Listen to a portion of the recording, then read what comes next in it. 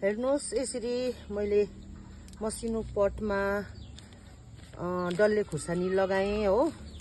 तपाईहरुले सोच्नुहुन्छ होला मसिनो पटमा चाहिँ कसरी हुन्छ भनेर। यो चाहिँ नि यहाँ मैले जगाउनु मात्रै, किनभने अब असिना हिजो पनि गाडाङ गुडुङ असिना झन्डै झर्यो होइन, मेरो बारीमा भएकोहरू पनि डरसरी। अब चाहिँ यहाँ चाहिँ अलिकति छतमा अलिक दिन राखेर असिना पर्ने समय अलिक टर्दा यो पनि अलिक यति हुन्छ, त्यहाँबाट चाहिँ यसलाई म बारीमा सार्छु। रुख टमाटरको बिरुवालाई पनि मैले यहाँ यसरी 85 भन्छ है, 85 गरिरहेको छु।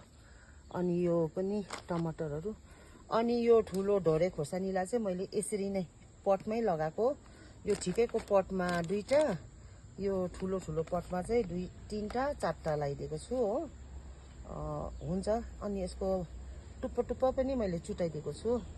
टुप्पो चाहिँ नि किन चुटाउनु पर्छ भन्दा चाहिँ टुप्पो चुटाएन भने चाहिँ सिरिरिरिरिरि जान्छ, कम्ती फल्छ। टुप्पो चुटायो भनेदेखि चाहिँ तपाईहरुको यहाँ यो नोटबाट नि हाँगा आउँछ र चाहिँ हाँगिएर चाहिँ धेरै फल्छ। अनि यो पटमा 4टा अलिक बेसी नै भयो, पछाडि एउटा पट बनाएर यो निकाल्छु हो।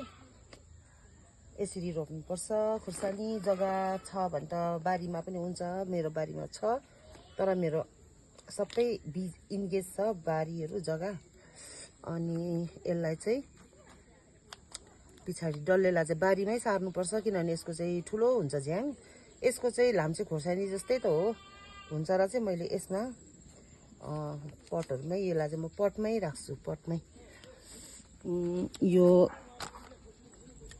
रुख टमाटर चाहिँ बारीमा सार्नुपर्छ, पछाडि अलिक जागोस्, ठुलो पनि होस्। ओके गाइज,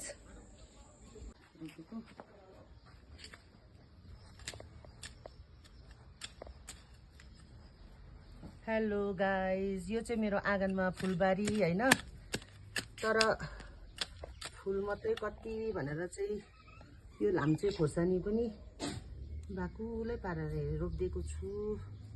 किनभने सिङ्गल रोप्दा फरक ज्यादा रोप्दाखेरि चाहिँ राम्रो हुँदैन, टङरङ्ग बिचरा घामले पनि पोल्छ होला, साथीभाइ भेट्दैन हो।